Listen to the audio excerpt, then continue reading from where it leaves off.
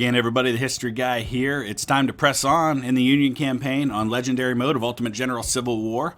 A couple of housekeeping issues just wanted to throw out there before we get started. Number one, the History Guy website is now live. I mentioned that in my channel update yesterday. It is far from complete, but there is at least some information already there.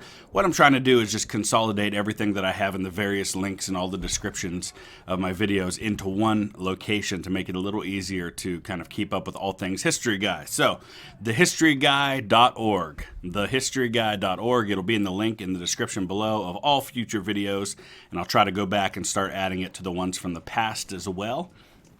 So, most of the stuff that you're already aware of, but there are a few new things, including some basic History Guy merch that I mentioned also in the update yesterday. And there's a link to that. I'm eventually going to add that directly to the page, but for now, the website will take you to the Teespring page for that. So, check that out when you get a chance, and keep up with that because there will be new features added in the coming days, and I'll keep you up to date on that as new videos come out. All right, the other thing is I wanted to welcome Trengilly, who is our newest patron, newest supporter of this page, and also now has his own brigade, the Trengilly Titans. So they're going to make their debut here at Parker's Crossroads, and we're expecting great things out of this brigade. They are armed with Springfield 1855s, and all of my units that I'm taking into this battle have decent weapons. These are the brigades that are going to be fighting, these 10. So we've got the Wolverines with 1861s. The Ohio Outlaws have their 1855s. We've got 3 batteries of 24-pounders. Springfield 1855s, Harper's Ferry, and 1 unit with Tyler, Texas. Now, as I've been doing lately, I'm taking in some 1-star units to hopefully get them some more experience, and a couple of my 2-star brigades. So we'll see how this all goes, and we will be probably facing a fairly even force. So he's going to have 16,609. This is a little misleading because I have about 5,000 less than this. So I actually have about 18,000. So I will outnumber him, but the problem is half of my troops don't arrive until a good portion of the battle is already fought. So we are going to be significantly outnumbered to start this one. So we'll talk a little bit about strategy, talk about the historic battle, and get into this thing. Okay, so this one's tricky because the objective is right out in the open in an area that is completely surrounded by trees, and it entices you to stay there because there are these fortifications to help defend it, but I don't want no part of those fortifications when I'm heavily outnumbered and the enemy would be attacking from all sides with woods for cover. So I'm putting everybody in this corner, and I'm going to throw them into this area right here and try to hold this area of these woods until my reinforcements arrive from up here. And then what I'll have is basically a two-pronged attack here. I'll have this front, and then I'll have a flanking attack that comes in on the Confederate left flank, and we can push him out and then take the objective at the end. It's only 5 in the morning when this one starts, so at least in theory, I believe I should have plenty of time even after the timer ticks down on this one. So I'm going to go ahead and break off skirmishers from all of these units and then get a couple of those on this side and then the rest to kind of head up here and start clearing the way. We've got to get these supplies out of there. Now he's going to capture the objective, which means he's going to grab these 25,000 supplies, but that's just kind of the price I have to pay for this one, and I accept that, so I'm not going to worry about that too much. And then I'm going to go ahead and send my brigades into battle here, and I've got 1 unit of 24-pounders to start, but I'll be getting others as this goes along. So this was a historic battle, though for some reason they have the date different. The actual historic Battle of Parker's Crossroads happened on December 31st, 1862. I don't know if they changed that because that would have put it after the Battle of Stones River, and they wanted to have this as a battle before Stones River. I don't know. That could be the reason why they did it this way. But it was fought between a bunch of cavalry units under Nathan Bedford Forrest for the Confederates. He had about 1,800 men and about 3,000 infantry units, 3,000 men and infantry units under Jeremiah Sullivan for the Union. It was fought in Tennessee, Henderson County, and it was a Confederate victory, though the Confederates suffered about 30% casualties. They lost about 500 of their 1,800 men.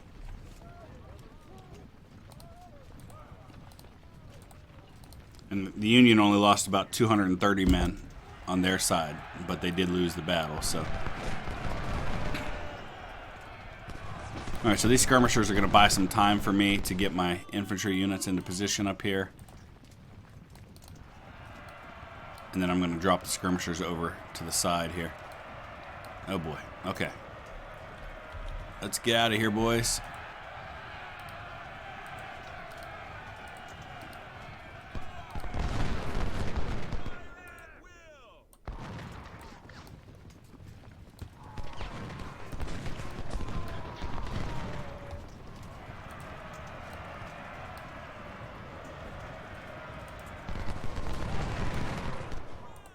And I'm actually going to throw the Wolverines over here and Upton as well.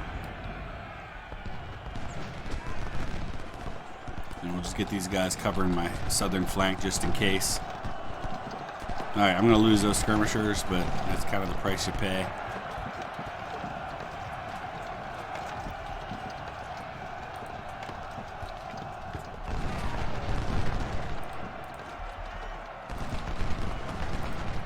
To buy time.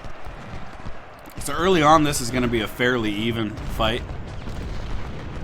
But it'll be after the early parts of this fight that I really kind of make up for it and turn the tide.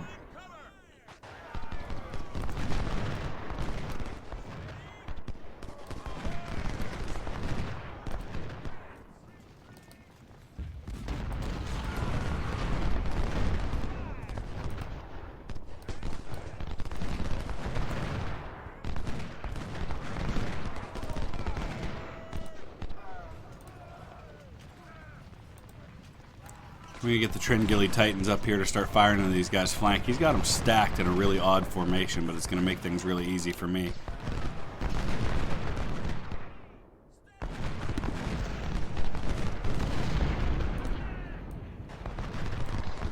And actually, since Tringilly Titans are going to get on the flank, I'm actually going to come up and try to deal with these guns up here.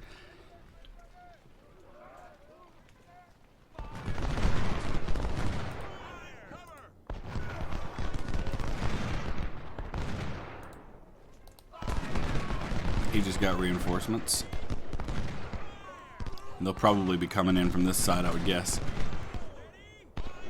Hey, there's Nathan Bedford Forrest. Really far away from his troops for some reason.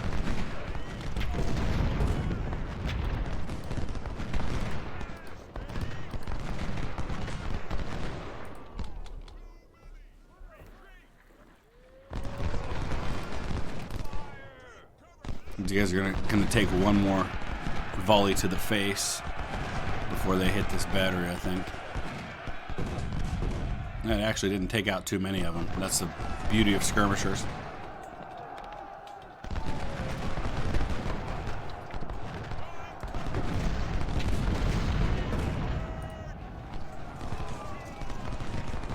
Surprisingly, haven't seen anybody on this side yet, so I think I'm going to go ahead and send some more skirmishers up to the other side to help out.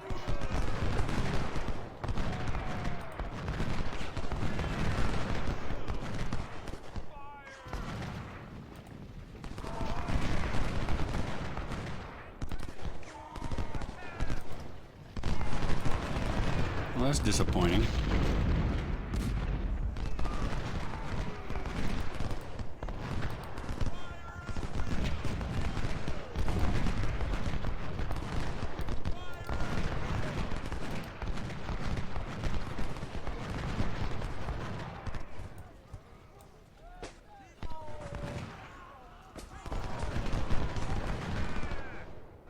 All right, here come. I knew there had to be additional troops coming. Just wasn't sure when or where.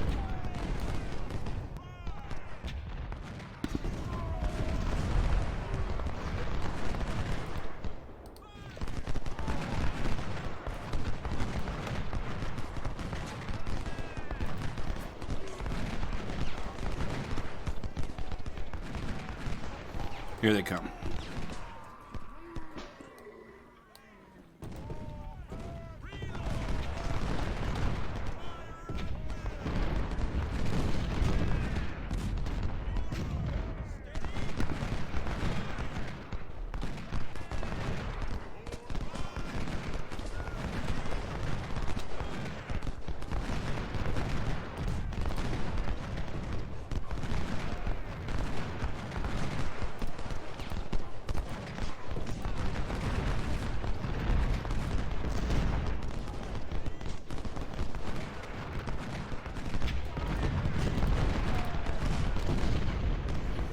Alright, our reinforcements should be arriving here sometime soon.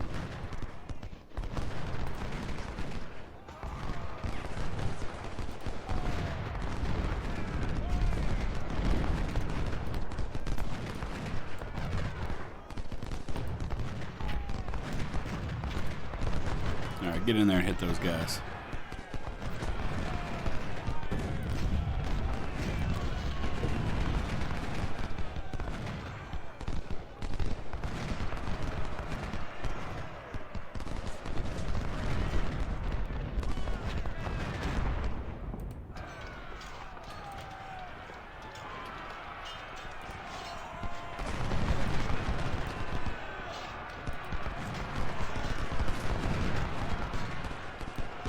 Unfortunately, I charged my skirmishers in there, but their condition goes to 0 really quickly.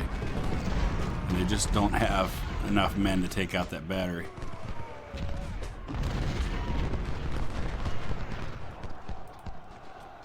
Upton is more than holding his own against these skirmishers down here.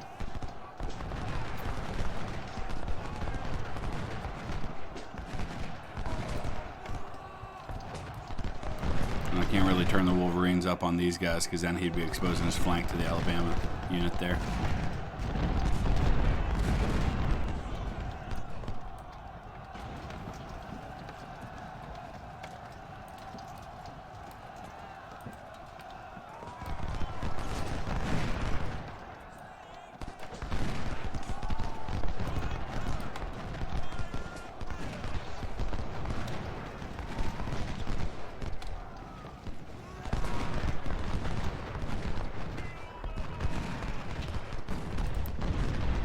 Okay, it's about to get fun as soon as my reinforcements arrive. We'll probably be able to pretty much wipe out his army, I would guess. Where are those reinforcements?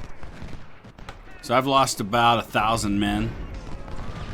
We've taken out about 1,600 of the enemy, but again, that will change rapidly when a bunch of my reinforcements show up. Here they come.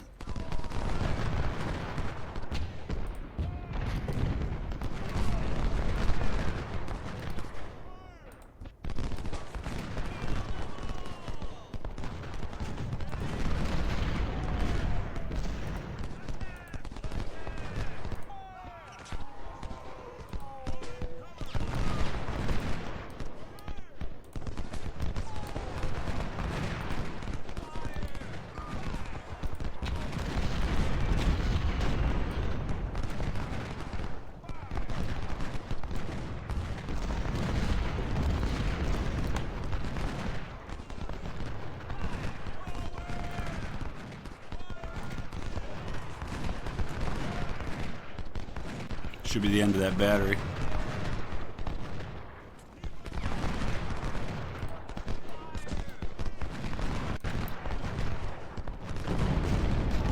There it goes.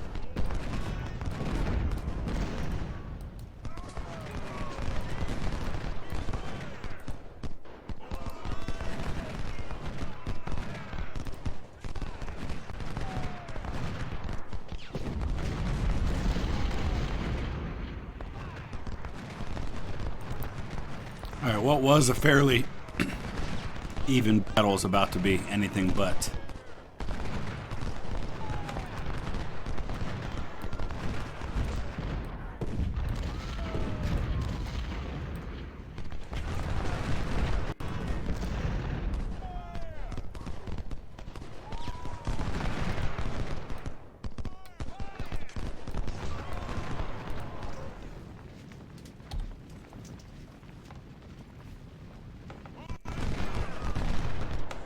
Now we'll start wiping out units.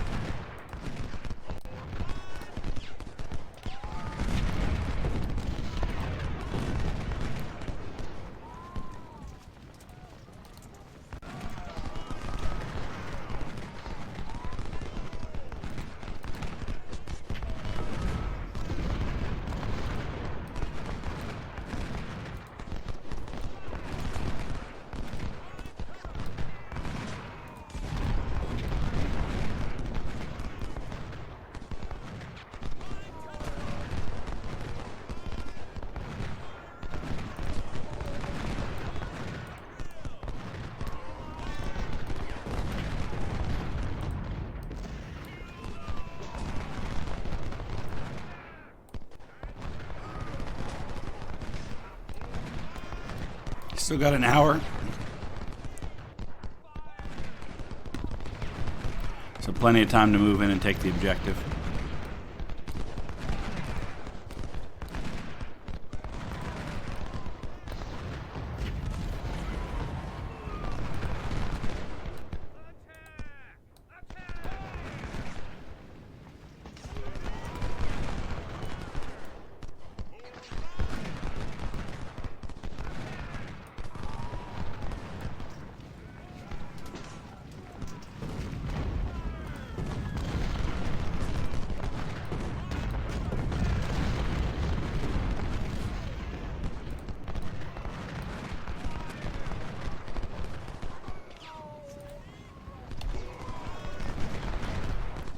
So we'll sit tight here for just a little bit while I work on taking out the units in front of me.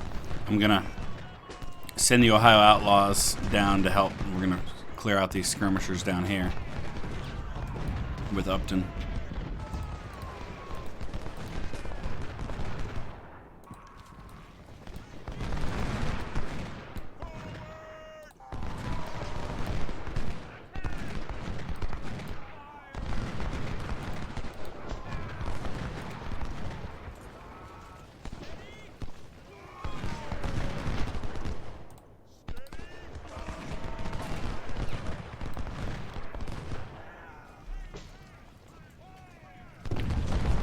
So now we can see I've lost 1,700 men, but now we've inflicted over 3,500 casualties, and that's going to go way, way up. We're going to start wiping out units if we haven't already.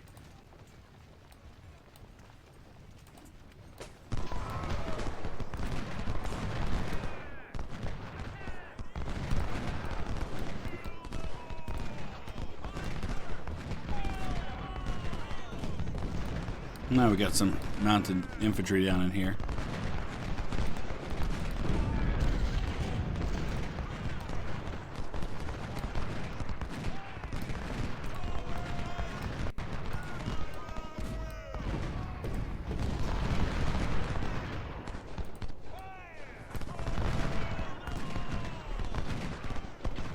Send McHenry into this spot so he can protect the Wolverines' flank.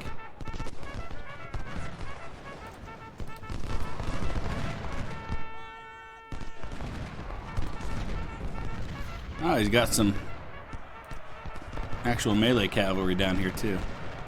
Let's push down into these woods so we don't give him a chance to catch me out in the open.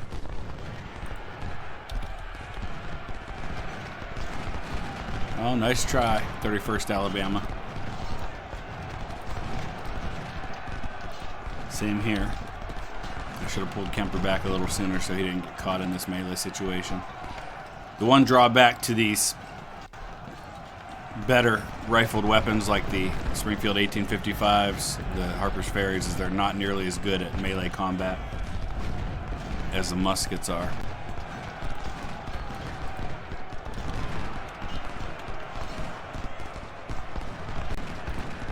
So you want to try to avoid that when possible.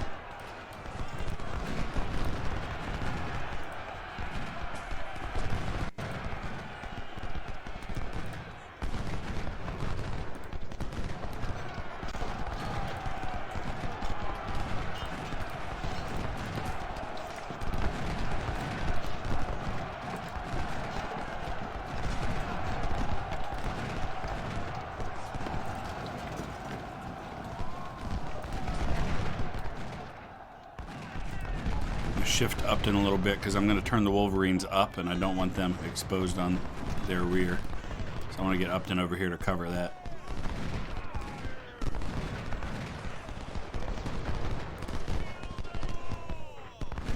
Alright, I'm going to break off some skirmishers from Griffin. Try and get them up here on this flank. But I can see he's sending his skirmishers to counter that. That's fine.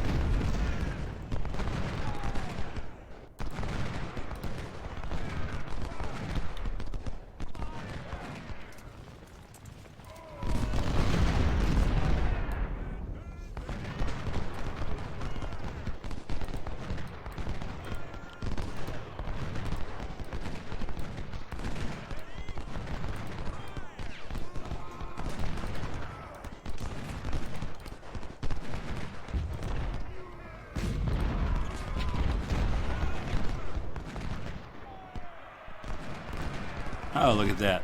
I gotta be careful of these guys. I can't let them sneak in behind me. Oh, here we go again with melee attacks.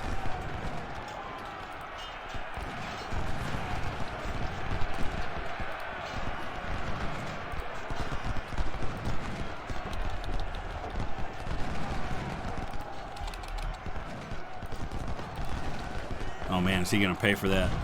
Oh yeah. No, don't you dare. That's happened. That's what I was hoping would happen. We captured him because he got too far into my lines. That's alright, same thing here.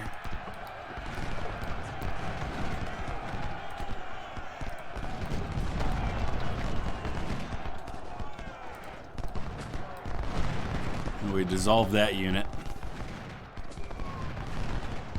Alright, careful, careful, careful here. Might just capture these guys too.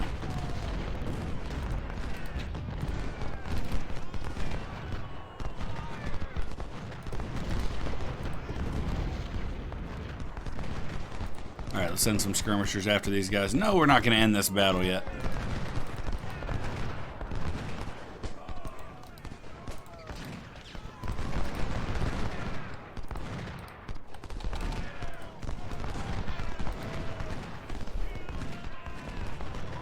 Oh, there's his melee cav.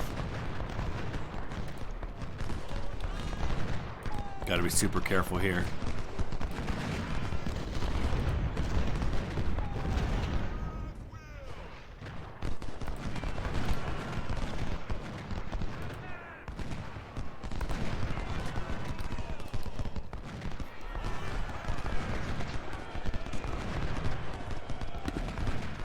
I'm gonna keep on working on wiping out as many of his men as I possibly can here.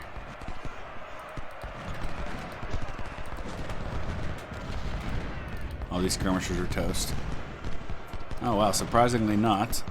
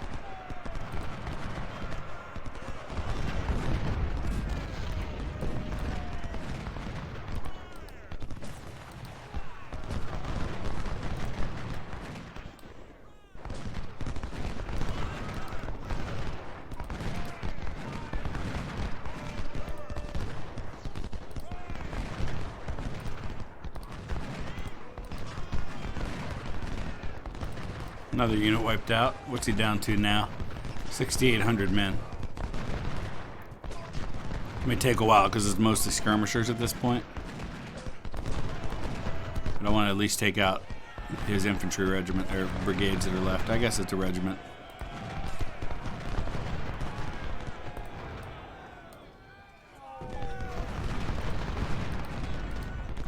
Let's go deal with these skirmishers once and for all.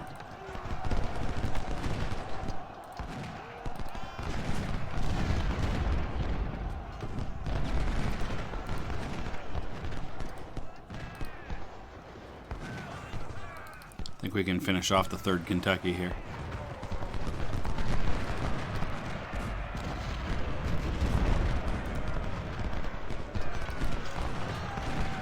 Oh, there's another big brigade right behind them. I think we're going to end this thing after we deal with these guys.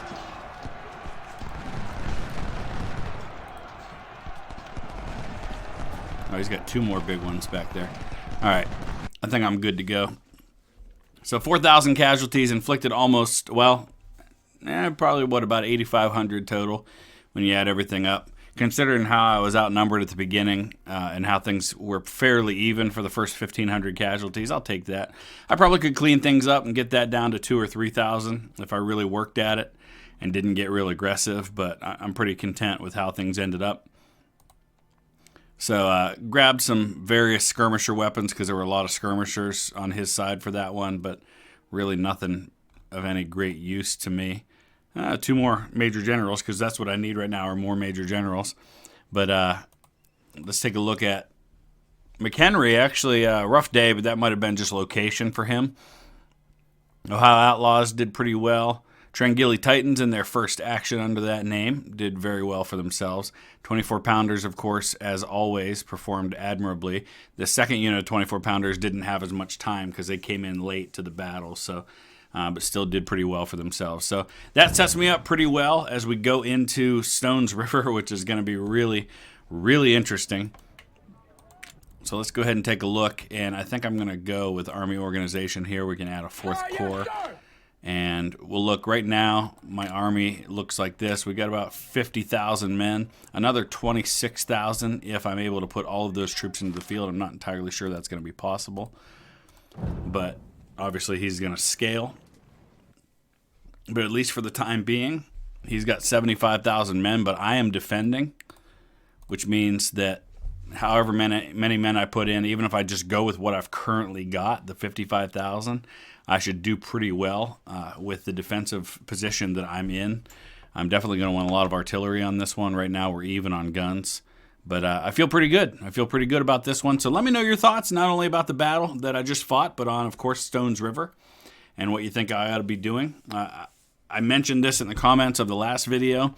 I intentionally do not go in and watch either my own videos or anyone else's ahead of time on these battles, because I'm kind of going on my own, what I remember about having fought them before. But beyond that, I like to go into them blind because I think it's not a matter of being fair, but I feel like that just allows me to react and not kind of over-plan and do what a regular general would do, which is to not know all the facts of what's going to happen, though I do certainly know some of them. So obviously, if I was making this as a simple how-to and showing you the absolute best strategy for every battle, I would be doing a ton of studying ahead of time to figure out exactly what I want to do, but I'm not doing that. I'm just kind of taking it as it comes.